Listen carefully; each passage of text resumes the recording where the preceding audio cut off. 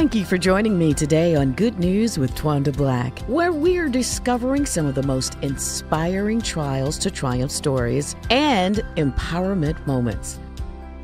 Call up a friend and let them know it's time for some good news.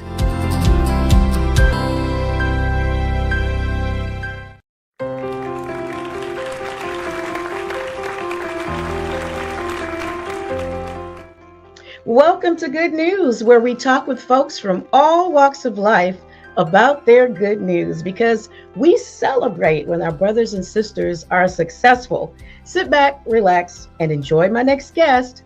I'm Twanda Black, your host. So everybody, please welcome First Lady of Macedonia AME Church in Rex, Georgia, Dr. Carmella Scott. How are you today? Oh, I'm very well. Thank you so much for having me. You're welcome. Let me tell everybody how I met you. Okay. You are the first lady at my brother's church, and so we get to fellowship a little bit sometimes. And I always admire how you dress. You're very classy. Gloves, hats, nice dress, nice suits. You always look so pretty. I love it. It's so classy. Kind. Thank you so much. You're so kind. Well, look, tell everybody about your background, where you came from, how did you end up First Lady? Tell us all about it. Oh, certainly. I was born in Washington, D.C. I was raised in the ghetto in Philadelphia, and which is what my book is all about, but we'll get to that later. I met my husband in college. We went to undergrad school at Temple University, where we were both majoring in education. We were teachers, and we moved after we got married. We moved to Atlanta, Georgia, where we got our I got my master's, he got his master's, I got my doctorate, he got his law degree. Then I went on and got a law degree during the OJ trials because I thought it would be cool. But we were both in the school system here in Atlanta, Georgia, and he went on to become a principal. I became a vice principal. And we stayed in the school system for about 30 years. And then he continued with the law degree. But I continued just doing all the things that I wanted to do. I do oil painting. I play the piano. I've traveled all over the world. I am very active in the church. And I guess I consider myself a philanthropist. I like helping people who need help. Because I remember the times when I was young and I needed help. And I needed help from people who weren't looking for something in return, if you know what I'm talking about. Right, yeah. And that's the kind of person that I am. Whenever I help somebody, I don't want anything in return. I just want you to thank God that he sent somebody your way to help you. That's right. I think about the times for me as a single mom and now, being here where I am now, and I see the different organizations and see people helping. And I say, wow, I sure wish that was around when I was, going through my time. Yeah, absolutely. Right. So it's always a blessing to be a blessing. Right. A blessing is a blessing. And I remember when I was coming up, there was an organization, I think I forgot the name of it, but it provided full scholarships for high school graduates who lived in the ghetto. And I happened to qualify. So from that blessing, I was able to go to undergraduate school free of charge, 4 years. Wow. It was just blessings beyond blessings that have come my way. And I just thank God for them. So did Pastor Scott, did he always want to be a pastor, or what happened there? Well, when we first met, we had never even thought of even going to church. We first met, we were in our early 20s when we got married, and we were just thinking about staying in the school system and just living the life that you live in the school system. But things happen in life, and it made us understand that there is something greater than we are, and we need to start honoring that greater thing, which is God, Jesus Christ. And so therefore we started doing what we knew was right. We stopped doing the things we knew were wrong and started doing the things we knew were right, but we needed more. So what we did was we found a church. We found a church with a leader who was a a leader that could be trusted and a leader that manifested the attributes of God. We followed him, we accepted the gospel of Jesus Christ, and the rest is history. And this particular leader kept pushing him into, first he became a deacon, then he became a pastor, and he's been pastoring for many years now, and life is good. That is phenomenal. That is phenomenal. So I know that you're hosting Atlanta East District's Women's Missionary Society Conference in April. What is that going to be about at your church? Well, right. The Macedonia AME Church, which is located in Rex, Georgia, has been asked by its presiding elder to host the Atlanta East District Women's Missionary Conference. And it's going to be a wonderful thing. The bishop and his wife will be there, and all of the missionaries all over the Atlanta East District. And it's at that event that I will be selling my book called Church Folk. So anybody who wants to come to that event, it's on April 26th. It's a Saturday at 10 o'clock. It will be at the church in Rex, Georgia. That's where it's going to be held. And it's going to be a great event. Yeah, absolutely. You're also starting you're trying to develop, or you've already developed, a literacy program. Tell us about that. Well, I am writing a grant for a family literacy program. The target population is not just those who did not finish school before their anticipated graduation date, but for anyone. But the target population is basically our single mothers, because they are a population that is doing all they can to get what they need, and sometimes are unable to fall on significant others. So what I want to do is provide an opportunity for them to pull themselves up by getting a GED, which will lead to this and which will lead to that, and so that they can do better somewhat on their own. Now, if someone else comes along and helps them, that's fine, but I want them to have a firm foundation, starting with getting their GED, then helping them to get better housing. And the family literacy program includes the entire family in this manner. We're going to have the children in the family. We're going to provide educational packets for the children in the family and teach the parents how to teach the children, because parents are basically a child's first teacher, if you think about it. It wasn't Miss Jones in first grade who taught me how to tie my shoe. Yeah. You know, it wasn't Mr. Jackson in third grade who taught me how to say thank you and please. So our parents are very vital in our education, especially in the early stages. So this family literacy program will do that. It will have parenting workshops. It will provide transportation and child care to the GED classes, so that our young mothers won't have an excuse. Oh, I don't have anybody to take the children. That's right. I don't have a way to get there. So we're eliminating all the excuses, and hopefully we can get a grant written so that we can get this thing going into fruition. We've got a wonderful area at the church with a kitchen and classrooms, and it's just going to be really lovely if we can get this grant going on. It would be great. You know, I've been saying since this year started that we as a community, as a people, we're going to have to help each other a little bit more in these next few years. We really are. Absolutely. Yeah. Absolutely. Yeah.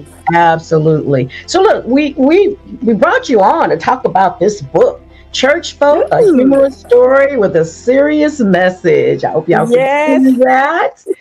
It's a small book. You can read it in 30 minutes, 20 minutes. And about 30 minutes. Yeah. Right. And you promise to laugh. I promise you will laugh. You will. At least three times. At least 3 times. So you started this book in the 70s. Talk about what the premise of the book is about. Well, the premise of the book is it's about a young woman who's unchurched, and she knows that this nightlife that she's living is not the right life. So she makes an effort to make a change. So one day she gets up and she puts on her Afro puffs and she walks down the street and she finds this church that has all these cars in the parking lot. So she says to herself, this must be the place. Mm-hmm. And the story just talks about her experiences. First day as a visitor at a church in the ghetto. And she describes everything she sees in the most hilarious way you can imagine.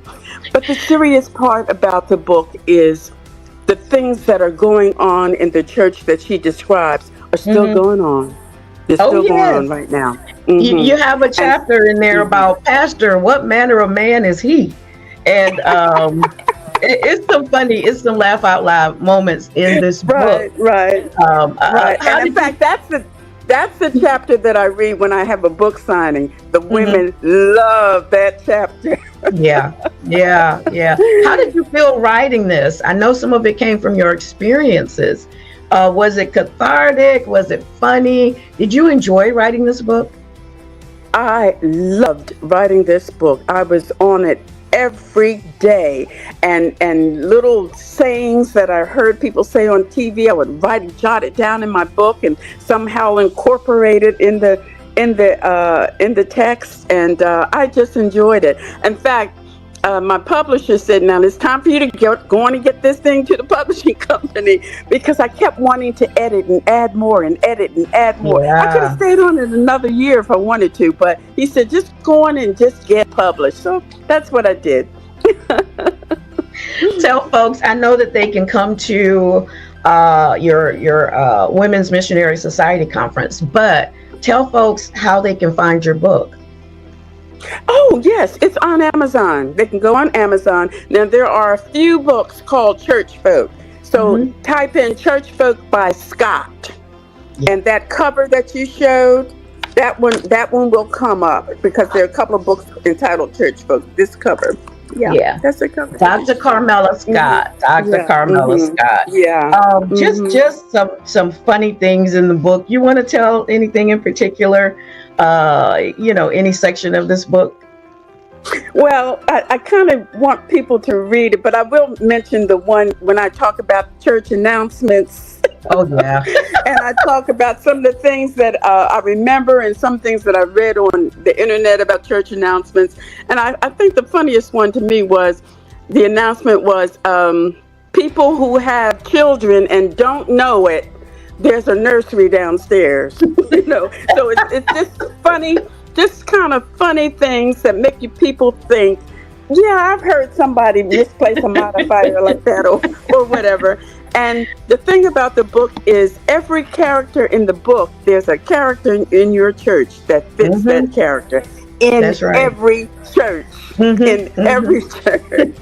So I don't want to spoil it because it's a short piece. So I'm hoping people will get it off Amazon or come to the conference, because it will be on sale on April 26th at the church in Rex, Georgia. Absolutely. Now, so we're wrapping up about the book.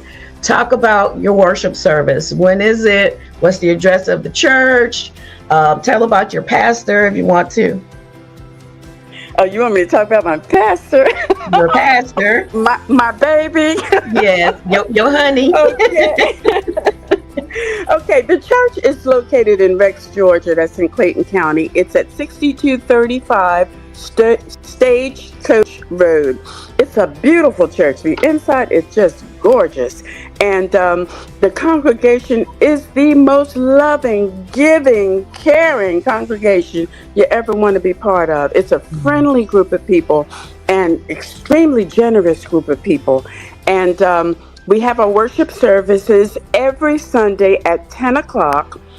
We have Sunday church school at 9 o'clock, worship services at 10 o'clock. We have about 30 ministries in the church. We have a wellness ministry, RAYAC, which stands for the Richard Allen Council, Young Adult Council.